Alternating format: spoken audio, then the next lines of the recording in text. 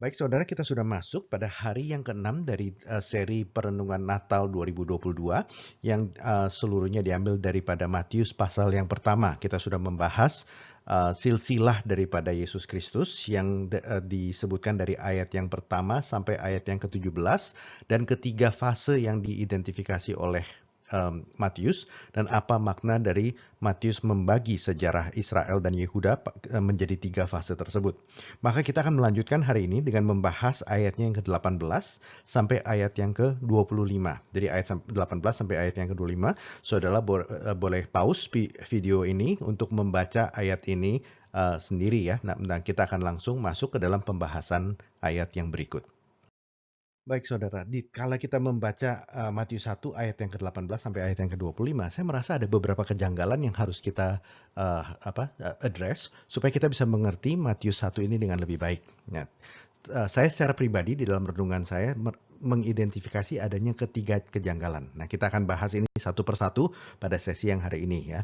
Nah, kejanggalan yang pertama adalah bahwa Matius 1 ayat yang pertama sampai ayat yang ke-17 itu adalah tempat di mana Matius secara susah payah membuktikan bahwa Tuhan Yesus itu adalah keturunan yang sah daripada Raja Daud. Begitu ya. Maka kemudian malaikat juga akan mengakui hal tersebut di ayat 20 dikala dia menyebut Yusuf sebagai anak Daud begitu ya. Nah, jadi di sini keabsahan Yusuf sebagai anak Daud itu adalah sesuatu yang terlihat begitu penting. Nah, tetapi di ayat 18 sampai ayat 25 kita melihat ada satu hal lagi yang Matius katakan, yaitu apa? Bahwa Yusuf ini bukan ayah biologis daripada Tuhan Yesus. Dia bukan the biological father of Jesus Christ. Nah, kalau seandainya Yusuf bukan Allah biologis daripada Tuhan Yesus, maka untuk apa sih capek-capek membuktikan bahwa Yusuf itu adalah anak Daud? Karena berarti lineage daripada Yusuf itu tidak terlalu relevan dong untuk Tuhan Yesus, tidak terlalu signifikan untuk Tuhan Yesus karena Tuhan Yesus bukan keturunan langsung daripada Yusuf, gitu ya. Nah, ini adalah kejanggalan yang pertama. Kejanggalan yang kedua, ya menurut saya bukan kejanggalan ya, tetapi lebih ke apa ya? Kok repot-repot begitu ya. Jadi kita melihat di Injil Matius di mana malaikat menampakkan diri kepada Yusuf secara pribadi, meyakinkan Yusuf untuk tetap mengambil Maria sebagai istrinya, ya. Nah, di Lukas juga nanti akan terjadi hal yang sama di mana malaikat akan menampakkan diri kepada Maria sekali lagi secara pribadi.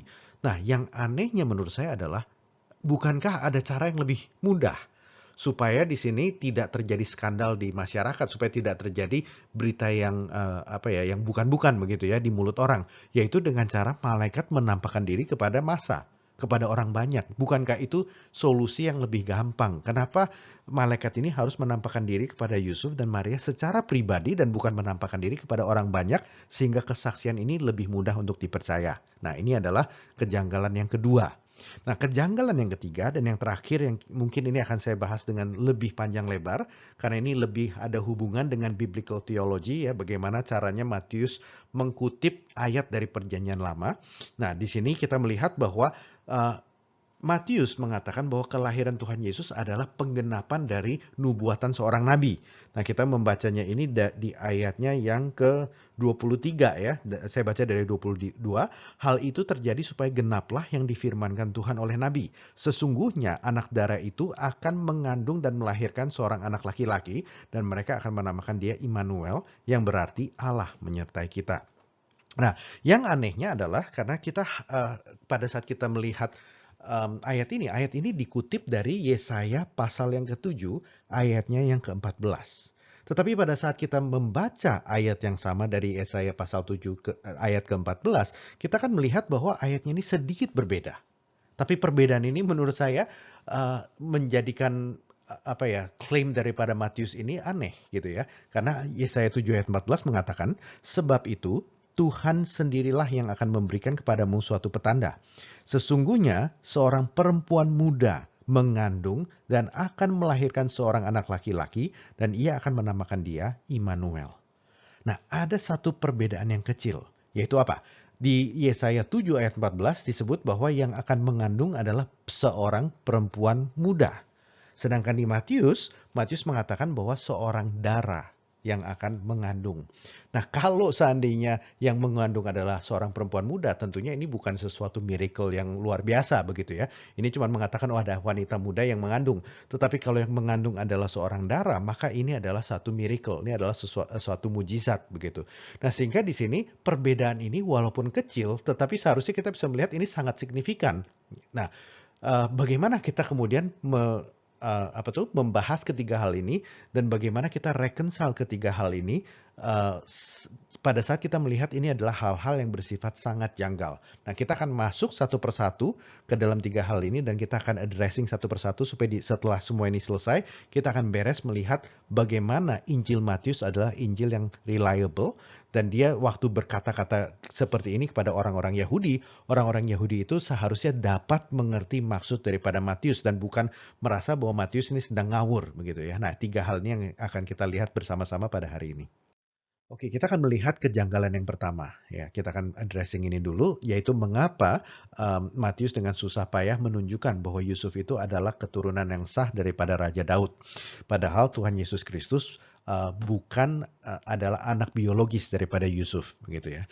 Nah, saya rasa jawaban untuk hal ini cukup pendek tetapi juga cukup penting gitu ya. Kenapa? Karena saya melihat bahwa Matius sebenarnya melihat hal ini di dalam multi perspektif. Jadi dia tidak melihat ini dengan perspektif yang sempit. Oh, karena Tuhan Yesus bukan anak biologis daripada Yusuf, maka Yusuf tidak relevan. Tidak. Justru dia susah payah memberikan kepada kita silsilah tersebut adalah untuk menekankan kepentingan daripada hal ini. Tetapi di sudut yang lain, Matius juga mengerti bahwa fakta bahwa Tuhan Yesus itu bukan anak biologis daripada Yusuf dan memang kita melihat ini multi perspektif ini di dalam Injil Matius ya. Jadi kita juga tidak boleh melihat narasi ini secara sempit. Kenapa? Karena kalau kita lihat ceritanya, kita memang melihat ya bahwa misalnya malaikat itu memberikan bukan hanya wahyu kepada Yusuf bahwa Tuhan Yesus ini adalah dikandung dari Roh Kudus, tetapi malaikat juga memberikan nama yang harus dengannya Yusuf harus menamai si anak ini nanti ya. Jadi di ayatnya yang ke 21, ia akan melahirkan anak laki-laki dan engkau akan menamakan dia Yesus. Berarti otoritas untuk memberikan nama kepada bayi tersebut bukan adalah hak prerogatif daripada Yusuf. Ya kan kita juga tahu the act of naming ya, kegiatan untuk memberikan nama di dalam Alkitab itu berarti juga otoritas daripada si pemberi nama. Ya, jadi pada saat misalnya Adam memberi nama kepada hewan-hewan, itu menunjukkan bahwa juga Adam sedang exercising authority over the animals, begitu ya. Nah, maka dari sini kita bisa melihat bahwa Yusuf memberikan nama Yesus, tapi nama ini sebenarnya yang memberikan siapa? In all finality, yang memberikan adalah Tuhan sendiri. Tuhan yang mewahyukan bahwa anak ini namanya harus Yesus, begitu ya. Tetapi di dalam perspektif yang lain, kita juga bisa melihat bahwa Matius mengatakan yang pada akhirnya memberikan nama tersebut adalah siapa? Yusuf. Di ayatnya yang ke-25. Ya, ia melahirkan anaknya laki-laki dan Yusuf menamakan dia Yesus. Berarti di sini Matius juga acknowledge ya, Matius juga setuju bahwa Tuhan Yesus pada saat dia kecil, pada saat dia bayi, ditaruh di dalam rumah tangga Yusuf dan Maria, dan for all purposes Yusuf adalah ayah daripada Tuhan Yesus. Ya, jadi Tuhan Yesus waktu kecil pun dia harus mentaati Yusuf sebagai ayahnya. Ya, nah ini hal yang saya lihat penting untuk kita ketahui. Jadi kita harus melihat cerita yang Yusuf berikan kepada kita bukan dengan satu perspektif saja dan bukan hanya perspektif yang sempit, tetapi dengan multi perspektif seperti tadi. Dan saya rasa ini sangat penting untuk kita bisa melihat juga bagaimana Tuhan bekerja melalui sejarah, true ya, hal itu benar, melalui manusia, melalui tangan manusia, melalui pelayanan manusia, tetapi kita juga harus melihat bahwa pada akhirnya pekerjaan Tuhan itu adalah dari Dia, oleh Dia dan untuk Dia. Ya, sehingga di situ ada monergism, tidak ada kontribusi manusia yang layak untuk merubah apa yang Tuhan sudah lakukan, yang menambahkan pekerjaan daripada Tuhan sendiri. Ya, jadi kedua hal ini, hal pertama yaitu bahwa Allah bekerja di dalam segalanya ya, monergistically begitu ya. Jadi tidak sinergistik tapi monergistik, berarti hanya Allah yang bekerja, tetapi di sudut yang lain dan di perspektif yang lain Allah juga mengundang manusia untuk bekerja sama menjadi co-worker daripada Tuhan, untuk juga ikut melayani Tuhan ya, untuk juga melakukan pelayanan di dalam tubuh Kristus misalnya kalau kita bicara soal gereja. Nah, jadi kedua perspektif ini bukan kontradiktif, tetapi sebenarnya bersifat complementary. Ya, jadi di sini mengapa Matius dengan susah payah menuliskan silsilah yang begitu panjang? Ya karena memang silsilah tersebut penting. Yusuf adalah penting bagi Yusuf bahwa dia adalah anak Daud. Karena biar bagaimanapun Tuhan Yesus diletakkan di dalam household of Joseph and Mary, di dalam rumah tangga Yusuf dan Maria. Dan pada saat dia kecil Tuhan Yesus pun mentaati Yusuf dan Maria seperti mana dia mentaati ayah dan ibu. Ya, ini kira-kira jawaban daripada kejanggalan yang pertama. Nah, di dalam kejanggalan yang kedua kita melihat bahwa kok aneh, kenapa malaikat tersebut hanya berbicara secara pribadi kepada Yusuf dan Maria dan bukan berbicara kepada masyarakat yang banyak? Bukankah itu adalah jalan yang lebih mudah supaya semua orang bisa memverifikasi bahwa ternyata benar loh ada malaikat dan kita semua mendengar begitu ya. Tetapi saya rasa ini adalah kita sebagai manusia yang berpikir bahwa kita ini lebih bijaksana dari Tuhan, dan itu hal yang tidak mungkin. Ya, karena apa? Karena menurut saya justru cerita ini dengan menjadikan Yusuf menjadi saksi daripada apa yang dikatakan oleh malaikat tersebut, maka kesaksian ini menjadi jauh lebih kuat dan jauh lebih lebih mempunyai kuasa di dalam berbicara kepada kita. Kenapa? Coba kita bayangkan hal yang terjadi. Maria mengandung dan Yusuf yang baru bertunangan dengan Maria mendapatkan istrinya hamil di luar nikah. Ya, ini kita mungkin ya sebagai pembaca modern, apalagi kita sedang membaca ini sebagai Injil, ini cerita cerita agamawi gitu ya. Cerita agamis gitu, dan kita sehingga merasa malu juga untuk menceritakan ini sebagai sebuah skandal atau potensi skandal. Tetapi saya rasa Matius justru menginginkan kita untuk melihat bahwa ini loh yang terjadi ini sebenarnya potensi skandal yang besar sekali. Dan apa yang Yusuf justru lakukan menunjukkan dia adalah lelaki yang sangat bijaksana dan lelaki yang sangat mempunyai satu di sini yang dikatakan ya, seseorang yang tulus hati. Ya, karena kita harus melihat begini, pada saat Yusuf mendapati Maria sudah hamil, maka apa yang sebenarnya dia bisa lakukan, dan mungkin ini yang akan dilakukan oleh banyak lelaki adalah dia akan membuktikan diri dia yang tidak bersalah terlebih dahulu.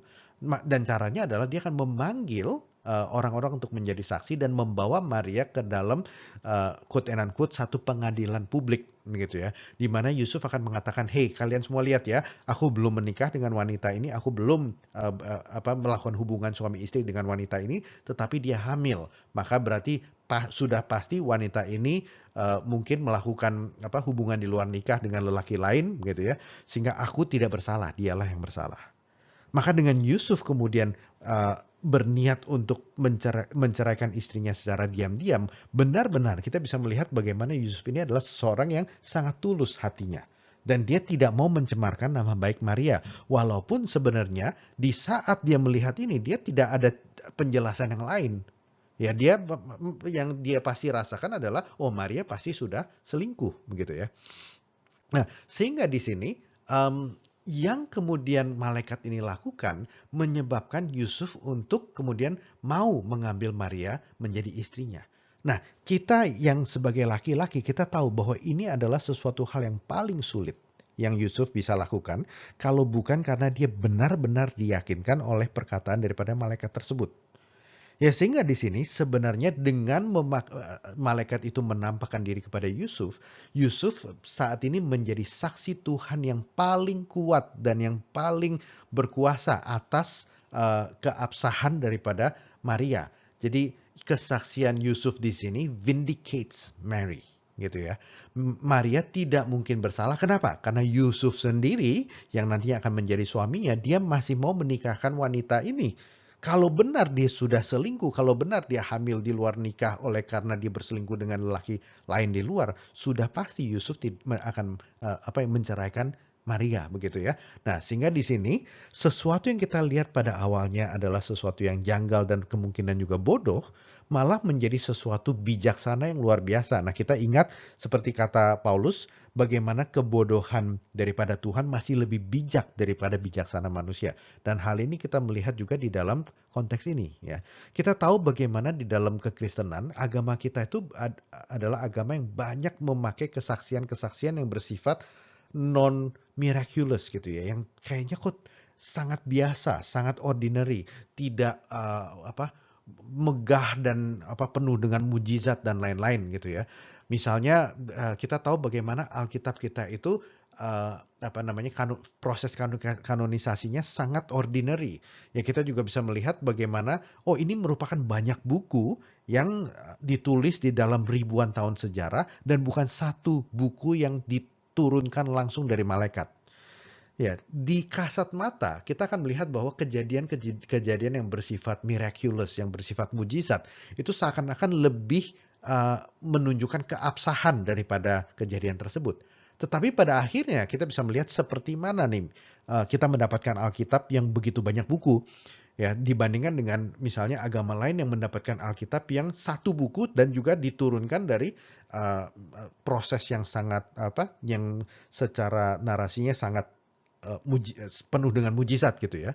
Tetapi justru dengan banyaknya buku di dalam kekristenan dan dengan the ordinary nature of the Bible gitu ya. Tetapi kita melihat bagaimana seluruh Alkitab itu menjadi satu buku yang sangat konsisten ya dari awal sampai akhir, maka tidak mungkin ini bisa ditulis oleh manusia yang tidak kenal satu sama lain kecuali benar-benar Roh Kudus yang menjadi pengilham gitu ya.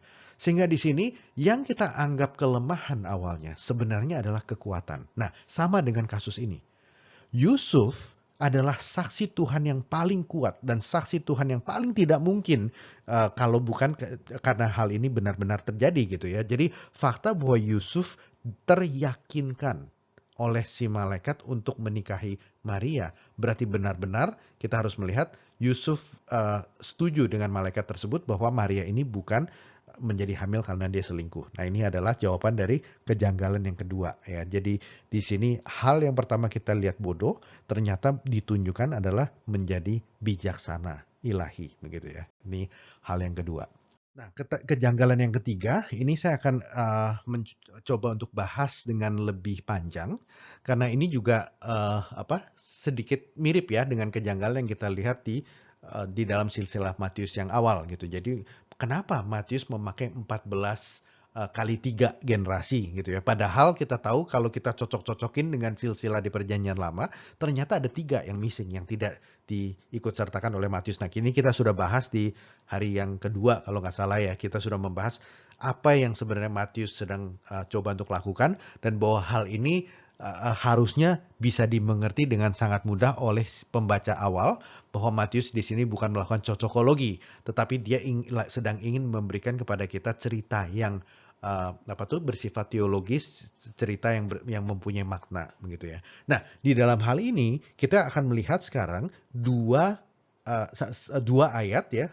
Jadi Matius 1 sebagai fulfillment atau sebagai penggenapan dan Yesaya pasal yang ke-7 sebagai ayat awal, referensi awalnya.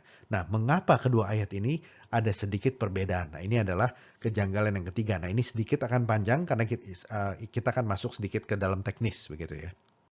Oke, nah di dalam versinya yang Ibrani ya, jadi di Yesaya pasalnya yang ke-7 kata yang disebut sebagai perempuan muda itu memang adalah Ibrani Alma. Ya, kalau seandainya ini adalah virgin gitu ya, itu adalah Dara, maka kata yang lebih akurat harusnya adalah Betula. Nah, karena yang dipakai adalah Alma, maka memang lebih akurat disebut bahwa ini adalah perempuan muda, ya, young maiden gitu. Yang memang kalau kita mau bilang secara teknis, kebanyakan perempuan yang muda ini belum menikah dan tentunya berarti ya memang mereka adalah dara gitu ya, tetapi tidak pasti begitu sehingga terminologi ini lebih fleksibel gitu ya. Tetapi kalau kita lihat lagi di dalam konteks daripada Yesaya pasalnya yang ketujuh, maka kita memang bisa melihat bahwa perempuan muda adalah translation yang lebih tepat. Kenapa? Karena sebenarnya um, anak yang dinubuatkan ini sudah ada penggenapannya di pasal yang ke-8. Ya, jadi di pasal yang ke-8 anak yang namanya ini Maher Shahal Hashbaz. Ini adalah anak yang lahir yang menggenapkan sebenarnya nubuatan yang di pasal 7 tersebut. Nah, maka di sini banyak orang Yahudi yang mengatakan nih loh, orang Kristen tuh cocok-cocokin. Ya, jadi sebenarnya ini sudah ada penggenapan dari nubuatannya begitu ya. Nah, ini hal yang membuat kita kadang-kadang sulit untuk menjawab mereka. Tetapi saya ingin memberitahukan bahwa ini memang hal yang cukup lazim di dalam Alkitab ya. Jadi ini bukan merupakan para rasul yang mulai memakai ayat-ayat yang sebenarnya itu bukan mengenai Tuhan Yesus dipakai-pakai saja. Ini menjadi mengenai Tuhan Yesus dan saya akan buktikan ini di bagian yang terakhir ini ya. Oke, hal pertama yang perlu kita lihat dan ini sebenarnya cukup kuat, argumen yang cukup kuat adalah seperti ini. Kita tahu bahwa ada Alkitab Perjanjian Lama yang merupakan terjemahan dari bahasa Ibraninya diterjemahkan ke dalam bahasa Yunani dan ini disebut sebagai Septuaginta. Nah, Septuaginta ini sendiri ditulis atau diterjemahkan adalah penerjemahan yang ditulis pada zaman intertestamental. Ya, jadi sebelum zaman Tuhan Yesus. Nah, yang menarik adalah bahwa di dalam Septuaginta, ayat Yesaya yang tadi kita baca, mentranslate Alma bukan sebagai perempuan muda, tetapi sebagai dara, sebagai kata virgin, begitu ya. Sehingga dari sini membuktikan bahwa ini bukan Matius yang sembarangan menerjemahkan. Matius sedang mengutip secara langsung dari Septuaginta.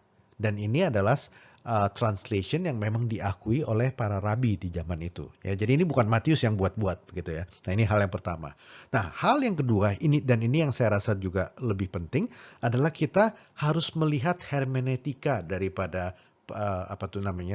para rasul di gereja mula-mula. Karena kita harus melihat bahwa Yesaya 7 sampai Yesaya 9 yang merupakan konteks daripada ayat yang kita baca tadi, quotation Yesaya 7 ayat yang ke-14, sebenarnya setuju bahwa penggenapan daripada ayat ini tidak mungkin hanya di dalam diri satu orang anak daripada Yesaya tersebut. Walaupun memang kejadian tersebut itu sebenarnya ada fungsi ini ya penggenapan ya. Jadi anak Yesaya yang lahir saat itu yang masih sangat muda, dia belum bisa membedakan yang baik dan yang jahat. Tetapi apa yang terjadi pada saat anak itu masih bayi ya, masih balita, kemudian Damaskus dan Samaria itu jatuh. Jadi ada nuansa begini nih ya. Yehuda takut sekali terhadap musuh-musuh mereka ini. Dan Tuhan memberitahukan kepada Raja Yehuda saat itu, aku akan memberikan kepadamu satu tanda, yaitu musuhmu akan hancur sendiri, tanpa kamu perlu berperang. Ya. Dan tanda yang akan kuberikan adalah seorang anak akan lahir. Dan sebelum anak ini dewasa, sebelum anak ini bisa membedakan yang mana yang baik dan yang mana yang tidak, maka kedua negara ini akan hancur. Nah, dan kemudian pada saat Damaskus dan Samaria benar-benar saat itu jatuh dan kalah tanpa ada perlawanan yang signifikan dari Yudea sendiri, maka seharusnya dari sana Raja Yudea harus sadar kekalahan musuh dia ini bukan adalah jasa dia, tetapi adalah satu pertolongan supranatural daripada Tuhan. Dan kata Immanuel itu adalah berarti ini Tuhan sedang mengatakan ini loh yang sedang terjadi. Berarti Allah beserta dengan Yudea, maka hal tersebut bisa terjadi. Ya. Jadi anak tersebut bukan dinamakan Immanuel per se, tetapi Immanuel itu menceritakan apa yang terjadi. Ini loh Allah beserta dengan Yudea sehingga musuhnya bisa dikalahkan. Nah, ini adalah konteks dari awalnya ya.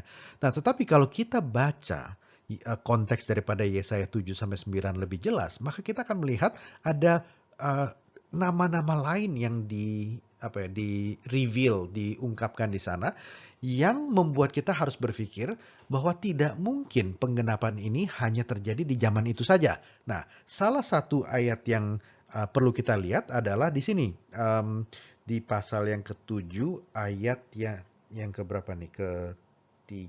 Sebentar ya, saya akan coba.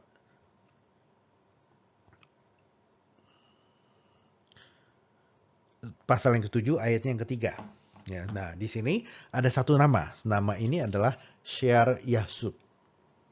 Ya, Shear Yashub. Nah, Shear Yashub itu artinya adalah apa? A remnant will return. Jadi remnant itu apa? Sisa-sisa umat pilihan itu akan kembali. Nah, kata Shear Yashub ini berarti penggenapan daripada konteks ini hanya bisa terjadi pada saat Yudea sudah kembali daripada pembuangan, yaitu pembuangan ke Babel gitu ya. Nah, di zaman Yesaya menulis ini, apakah mereka sudah dibuang ke Babel? Belum. Jadi apanya yang akan kembali? Berarti nama Shear Yashub ini membuktikan bahwa penggenapan total daripada nubuatan ini sebenarnya belum terjadi secara penuh. Ya, nah kalau tidak percaya kita coba lari lagi ke akhir daripada konteks ini, yaitu di Yesaya pasal yang 9 ayat yang ke-6 sampai ayat yang ke-7. Nah, di sini ada satu penjelasan lagi bahwa akan ada nama-nama lagi yang disebutkan.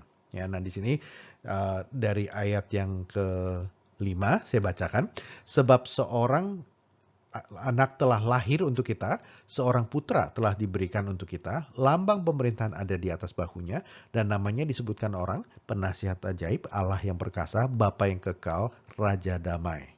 Besar kekuasaannya dan damai sejahtera yang tidak berkesudahan di atas tahta Daud dan di dalam kerajaannya, karena ia mendasarkan dan mengkokohkannya dengan keadilan dan kebenaran dari sekarang sampai selama-lamanya.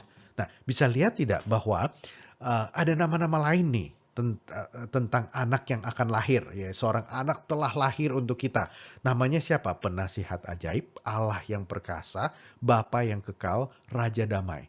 Nah, nama-nama yang disebutkan di sini tentunya bukan nama yang boleh disebutkan untuk manusia biasa. Ya, ini adalah nama-nama yang bersifat divine, ya, bersifat ilahi. Sehingga di sana tentunya ini berbicara tentang satu penggenapan yang jauh lebih sempurna lagi. Ya, apalagi di sini dikatakan bahwa kerajaan Daud yang akan dia dirikan, ya, di atas tahta Daud itu mengkokohkannya dengan keadilan dan kebenaran dari sekarang sampai selama-lamanya. Ini adalah kerajaan yang kekal. Ini adalah kerajaan yang tidak bisa jatuh kembali. Nah, apakah Yesaya pasal ke-7 yang sebelumnya dan Yesaya pasal 9 ayat ke-6 sampai yang ke-7 yang diberitakan setelahnya ini telah terjadi dan dikenapi di dalam masa Nabi Yesaya tersebut? Saya rasa semua yang membacanya akan mengatakan tidak mungkin. Ya, Shear Yashub itu bisa digenapkan hanya pada saat Yudea telah kembali daripada pembuangan ke Babel, dari pengasihan ke Babel. Dan Yesaya pasal 9 ayat ke-6 sampai ayat yang ke-7 hanya bisa terjadi melalui inkarnasi. Ini hanya bisa terjadi jikalau Tuhan sendiri yang datang dan menggenapkan nubuatan-nubuatan ini. Ya, sehingga kita melihat bahwa belum ada penggenapan yang totalitas, yang penuh. Nah, dari sini kita harus mengerti bagaimana terkadang proses nubuatan itu terjadi. Dan kita harus mengerti satu topik yang namanya telescopic prophecy. Ya, ini yang akan kita pelajari berikutnya. Oke, ini adalah gambar atau ilustrasi tentang prophetic telescoping ya. Jadi di dalam nubuatan Alkitab kita melihat bahwa seorang nabi yang mendapatkan visi dari Tuhan itu seakan-akan kalau kita gambarkan ya seperti dia sedang melihat melalui sebuah teropong gitu ya. Dan pada saat dia melihat dari sebuah teropong dan dia melihat ada dua gunung, tetapi karena teropongnya itu melihat dari depan, maka dia akan melihat dua gunung ini seakan-akan superimposed over one another, jadi overlapping ya visualnya.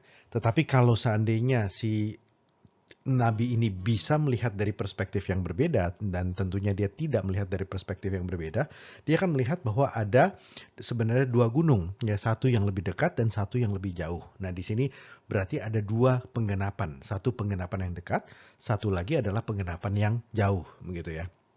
Nah, ini hal yang sama yang kita bahas di hari-hari sebelumnya, karena kita harus bisa melihat bagaimana di dalam Alkitab Tuhan itu bekerja dengan sebuah pattern gitu ya, eh, apa dengan cara yang sama yang dia ulang gitu ya. Misalnya kita sudah melihat bagaimana di dalam waktu kita membahas silsilah daripada Tuhan Yesus fase pertama tentang konstruksi, ya bagaimana Tuhan itu menggenapi janjinya kepada Abraham dengan memberikan mereka Taurat, memberikan mereka raja, memberikan mereka tanah, ya teritori dan lain-lain. Dan di sana Tuhan sedang membentuk satu kerajaan Tuhan di bumi. Ya, nah itu adalah the near fulfillment terhadap janji Tuhan kepada Abraham yang pasti belum merupakan penggenapan yang total. Kenapa? Karena pada akhirnya toh kerajaan Daud ini hancur juga, gitu ya. Sehingga apakah mungkin janji Tuhan tidak berlaku selama-lamanya? Tidak mungkin.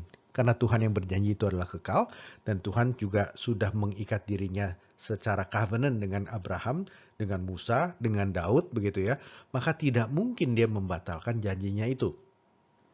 Maka yang kita harus lihat adalah kehancuran daripada Israel dan Yehuda itu karena ini baru berbicara tentang the near fulfillment. Masih ada far fulfillment yang lain, di mana kita melihat gereja menjadi fulfillment yang totalitas atas janji Tuhan kepada Abraham, gitu ya.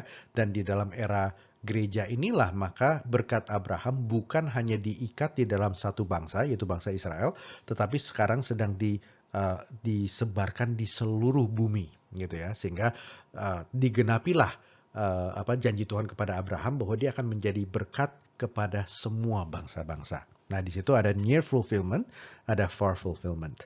Nah, dengan cara yang sama, kalau kita melihat kembali ke Yesaya pasalnya yang ke-7, memang anak yang kemudian lahir di Yesaya pasal yang ke-8 itu menggenapi nubuatan di pasal ke-7, gitu ya. Tetapi ini adalah near fulfillment. Ini tidak mungkin bisa menjadi the whole fulfillment atau penggenapan yang total, karena seperti yang kita sudah lihat yang sebelum-sebelumnya, penggenapan yang total ini hanya bisa terjadi pada saat Israel sudah dibuang ke Babel dan mereka sudah kembali. Dan penggenapan ini hanya bisa terjadi kalau ada pemimpin yang datang, di mana pemimpin ini bisa disebut dengan nama-nama yang sepertinya nama-nama ilahi, ya penasihat yang ajaib, raja yang kekal dan lain-lain. Nah, ini tidak Allah yang perkasa, Bapa yang kekal, Raja damai. Nah, sebutan-sebutan yang hanya bisa berlaku untuk Tuhan sendiri, begitu ya. Sehingga dengan kita melihat konteks ini secara keseluruhan, kita bisa tahu bahwa si anak Yesaya ini, ya dia adalah penggenapan daripada daripada nubuatan di Yesaya 7, tetapi tidak mungkin penggenapan yang seluruhnya. Berarti masih harus ada far fulfillment yang berikutnya. Nah, ini adalah prophetic telescoping. Nah, mengapa mengerti prophetic telescoping ini penting? Karena Matius akan melanjutkan Injilnya dan dia akan melanjutkan ceritanya dengan memberitahukan kepada kita bagaimana seluruh bukan hanya hukum di dalam Taurat itu digenapi oleh Tuhan Yesus, tetapi bahkan cerita dan narasi daripada Alkitab Perjanjian Lama juga digenapi oleh Tuhan Yesus, begitu ya. Misalnya bagaimana Abraham yang mempersembahkan Ishak, anak yang tunggal itu memberikan satu bukan nubuatan ya, itu tipologi akan apa yang akan terjadi pada saat Allah Bapa menganugerahkan anaknya yang tunggal, sehingga barang siapa yang percaya kepada dia akan beroleh selamat, yaitu di Yohanes 3 pasal 16. Dan kita juga bisa melihat bagaimana seperti Musa membawa Israel keluar daripada Mesir, maka di dalam di dalam perjanjian baru Tuhan Yesus pun dipanggil keluar dari Mesir, ya, out of Egypt I called my son. Dan Tuhan Yesus juga akan melakukan eksodusnya sendiri, di mana dia membawa umatnya keluar dari Mesir dengan arti Tuhan Yesus membawa umatnya keluar dari dosa ya, dan dia akan membawa kita ke tanah perjanjian begitu ya. Nah, kemudian Tuhan Yesus juga adalah penggenapan dari cerita Daud. Dia akan menjadi anak Daud yang menempati tahta Daud, dan dia akan memerintah selama-lamanya gitu ya. Nah, semua prophetic telescoping ini Matius akan konstruksikan satu persatu ya, untuk membuktikan kepada umat Yahudi bahwa Tuhan Yesus ini tidak mungkin tidak adalah Sang Mesias yang sudah mereka tunggu-tunggu.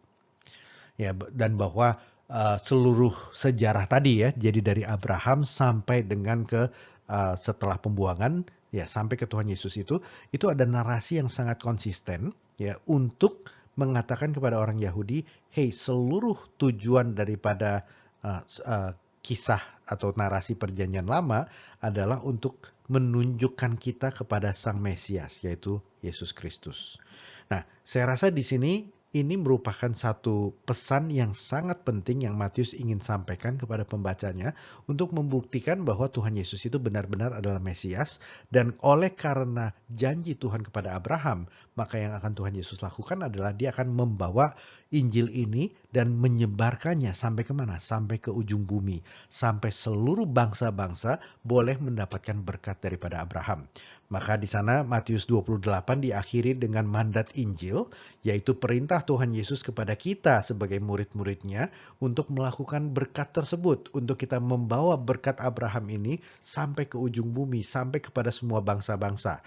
Dan Tuhan Yesus mengatakan, aku akan beserta denganmu sampai ke akhir zaman. Nah, ini semua menjadi satu cerita yang sangat koheren dari Injil Matius, yang dia akan mulai dengan Matius 1 dan dia akan akhiri di Matius 28 dengan berkat Abraham yang ditugaskan sampai kepada seluruh bangsa-bangsa gitu ya. Nah, ini adalah yang kita lihat sebagai pesan Natal di dalam Injil Matius. Ya, bahwa Sang Mesias yang ditunggu-tunggu oleh umat Yahudi sudah datang. Maka dari situ inilah waktunya di mana berkat Abraham akan dipenuhi, yang akan digenapi. Dan kita yang adalah sebenarnya secara teknis umat kafir mendapatkan berkat daripada Abraham, karena ini adalah janji yang Tuhan sudah berikan di perjanjian lama gitu ya. Nah, untuk mengakhiri hari yang ke-6 ya, jadi ini untuk mengakhiri pesan Natal dari hari yang ke-6, kita harus melihat bagaimana berkat yang sekarang kita terima ini adalah satu berkat yang Tuhan sudah janjikan dari awal narasi Alkitab, sehingga kita bisa tahu bahwa ini kita mendapatkan berkat ini bukan by accident ya, bukan hanya karena begitu saja tiba-tiba muncul. Tetapi ini adalah sesuatu yang Tuhan sudah rencanakan sebelum dunia dijadikan. He who tells the end from the beginning, dia yang sudah memberitahukan akhir dari awalnya. Dan ini yang kita bisa lihat kekukuhan daripada janji Allah kepada Abraham yang kita melihat terjadi di kala Tuhan Yesus lahir dari anak darah Maria. Ya, itu yang kita rayakan di dalam hari Natal ini. Terima kasih dan Tuhan berkati. Sekali lagi selamat hari Natal.